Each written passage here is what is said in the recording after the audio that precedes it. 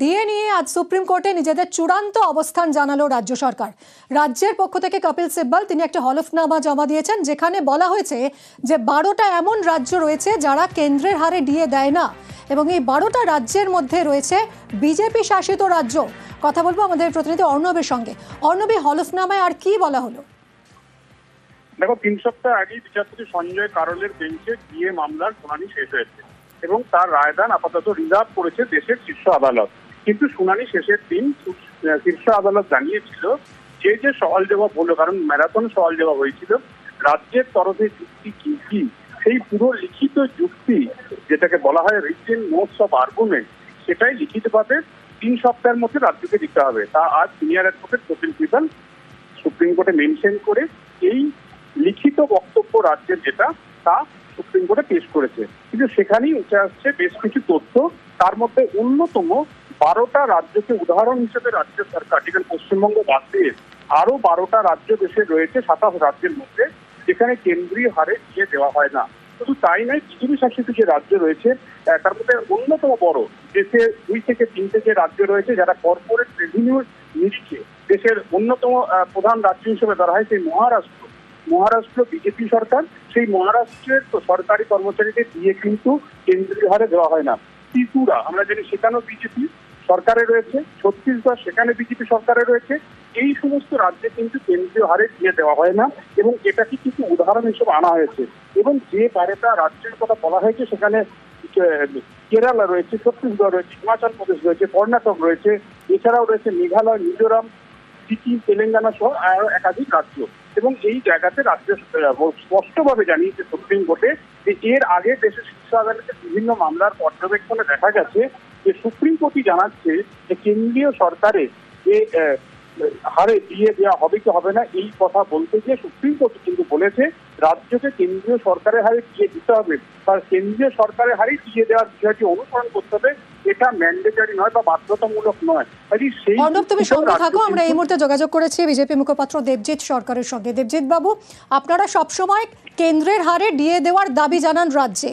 আজ রাজ্য যে হলফনামা জমা দিয়েছে সেখানে দেখা যাচ্ছে যে 12টা আরো এমন রাজ্য রয়েছে যারা কেন্দ্রের হারে দিয়ে দেয় না, তার মধ্যে তো বিজেপি শাসিত রাজ্যও রয়েছে। কি বলবেন? তাতে কি এলো গেল?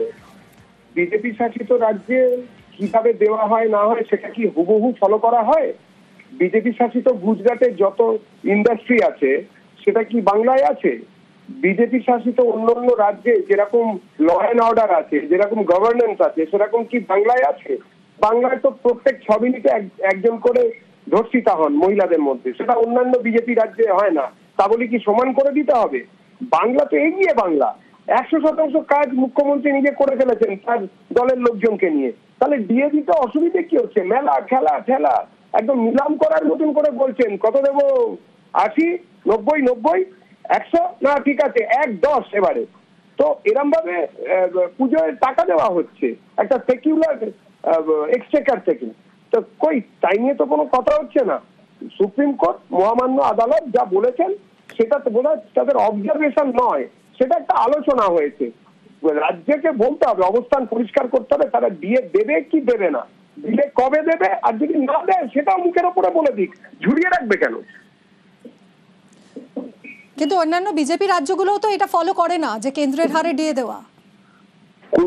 অন্যান্য বিজেপি রাজ্যের কোন রাজ কর্মচারী তাদেরকে এরকম দিনের পর দিন বকেয়া ডিএর জন্য আন্দোলন করতে হয় না। প্রশ্নটা ডিএর কতটা দেবে তার জন্য নয়, বকেয়া দিয়ে কেন দিচ্ছে না এবং নতুন করে ডিএ অ্যাকাউন্ট কেন ঠিক করা হচ্ছে না তাই নিয়ে প্রশ্ন। গুলিয়ে দিলে হবে না। অন্য রাজ্যে কোথাও দেখাতে পারবেন যে বছর পর বছর ডিএ না দিয়ে সেই রাজ্য সরকার রাজ্য কর্মচারীদের শুকিয়ে রেখে দিয়েছে? কোথাও দেখাতে পারবেন যে ডিএ না দিয়ে বা চাকরি না দিয়ে, পার্মানেন্ট চাকরি না দিয়ে টেম্পোরারিদের দিয়ে কাজ চালিয়ে যাচ্ছেন? কোথাও দেখাতে পারবেন এরকম?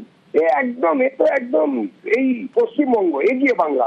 মানুষ সব বুঝতে পারছেন, 26-এ বিসর্জন দিতে হবে এই সরকারকে, তা নাহলে এখানকার মাঠটা বাঁচবেন না।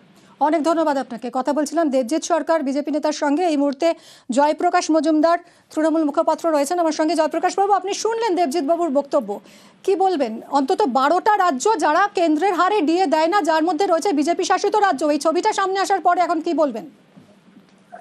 না না, এটা তো আগে থেকেও জানতাম আমরা, এটা তো ঘটনা।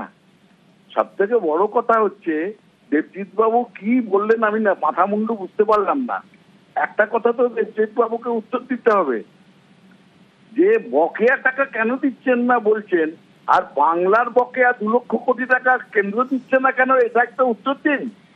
বাংলার 100 দিনের টাকা, বাংলার আবাস যোজনার টাকা মানুষের পেটে ভাত কেড়ে নিয়েছে, মানুষের মাথা থেকে ছাদ কেড়ে নিয়েছে, কোন অধিকারে?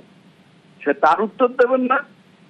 আর তার যা কিছু হওয়ার সুপ্রিম কোর্ট দেখছে।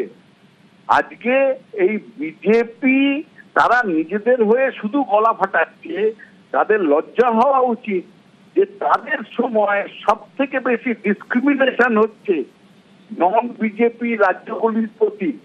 তাদের পেটে মারো ভাতে মারো, এই জিনিস চলে না। ভারতবর্ষে এইরকম অবস্থা হবে, সংবিধান প্রণেতারা কোনোদিন ভাবেনি যে মোদির মতন একজন শাসক এসে উপস্থিত হবে যিনি রাজনৈতিক আধারে, ধর্মের আধারে, জাতপাতের আধারে ভারতবর্ষকে খণ্ড খণ্ড করবেন।